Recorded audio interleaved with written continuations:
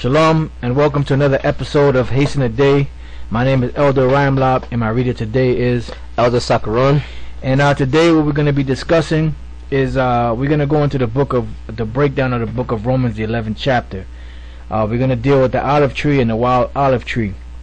And the reason why we're going to deal with this topic is because you have a lot of so-called Christians out there and so-called people in the church and different, Baptists, whatever they call themselves, Catholics, morons, whatever they call themselves out there, that try to use the book of Romans 11th chapter to try to tie in the whole world and all the other heathens of the world into the scriptures. And we're going to show you today, we're going to go into the full breakdown of the book of Romans 11th chapter to show you that that's not true, and that the book of Romans 11th chapter is talking about the Israelites or the Jews that were in Israel, that were keeping the law, statutes, and commandments of the Most High, and the Israelite foreigners, that had gone off away from the Most High. Alright, so the first scripture we want to start off with is the book of Romans, the first chapter, and the 28th verse. And before Elder Sakaron starts reading it, I want to pull it up on screen, so you brothers can read along. Alright, so go ahead. The book of Romans chapter 1 verse 28.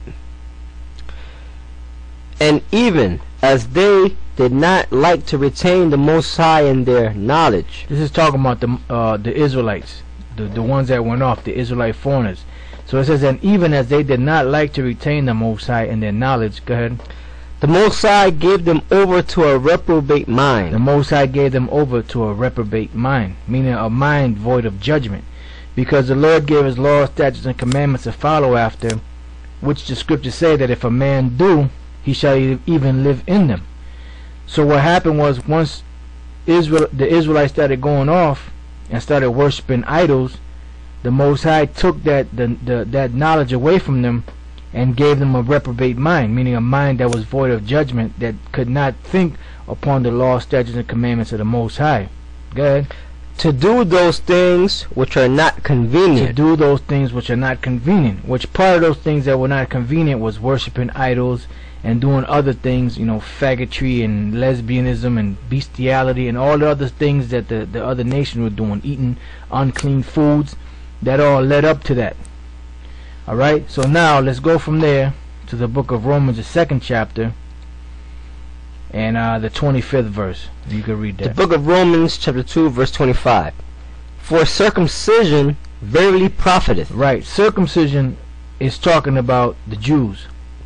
Alright, in Jerusalem and Palestine, in that area.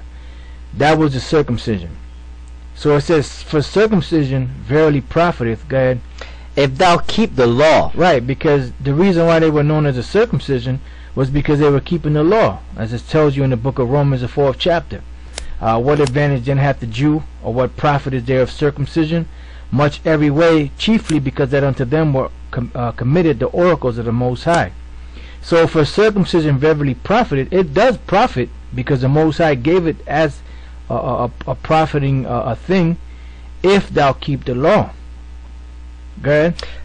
But if thou be a breaker of the law. But if you break the law, which certain Israelites did, go ahead. Thy circumcision is made uncircumcision. So you being called the Israelite, a Jew, or from your respective tribe, was going to be made null and void, so to speak, because you were going to go from being called the Israelite to being called a heathen or a Gentile, because your circumcision, which was given to you through the law, was going to be made uncircumcision, meaning you were going to go from being either a Jew, or from the tribe of Benjamin, or from the tribe of Levi, or from the tribe of Ephraim, or from the tribe of Simeon, or any of the other tribes, to being an outcast.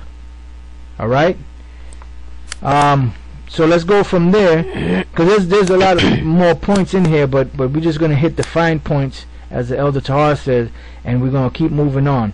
So go from there to the book of Habakkuk, the 1st chapter, because what happened was, when the Lord gave us His law, statutes, and commandments, one of the main things that He told us, one of the main admonitions or corrections that He gave us was, He said, look, make sure that when you go into these lands that I give you, which was the land of Canaan at the time, where the Canaanites lived, He said, make sure that you do not do after the manner of those nations.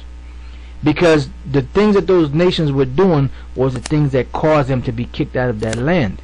Even though it was prophecy, because the Lord told Abraham that the Amorites and the Perizzites and all them different ites among the Canaanites were going to be kicked out of their land, because that land was already promised to us from the beginning.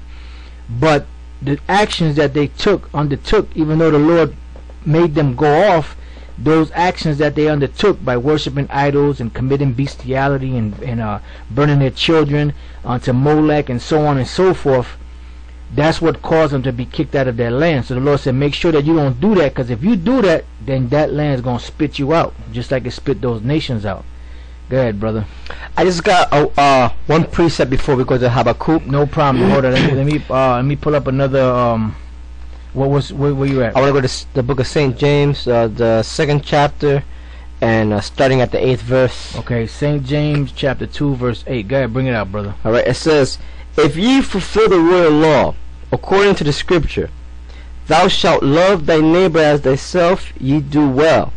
But if ye have respect to persons, ye commit sin, and are convinced of the law as transgressors. Right, and are convinced of the law as transgressors, because you're going off. Go ahead. For whosoever shall keep the whole law, so whosoever shall keep the whole law, go ahead, and yet offend in one point, he is guilty of all. So if you call yourself keeping the law and then go off on one point of the law, then you're guilty of breaking the whole law. Right. That's why we can't keep the law perfect. That's what happened. The Lord gave us a law, but we as a people, we couldn't keep that law. But it was all prophesied. It was all set up that way for us to fall, so that the Lord could bring us back up, back into this thing.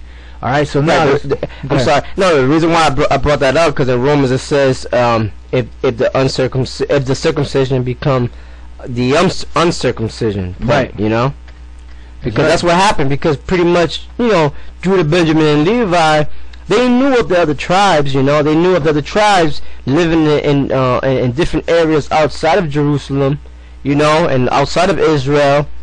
They knew that they were Israel, but they were like, well, they're going off, and we are much more better than them, right, because we worship the Lord.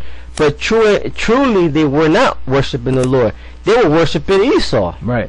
And they were worshiping the Romans. Right. Because there's a certain in one scripture it says that they were leery of going against Yahweh Shai because they were afraid of losing their position, that the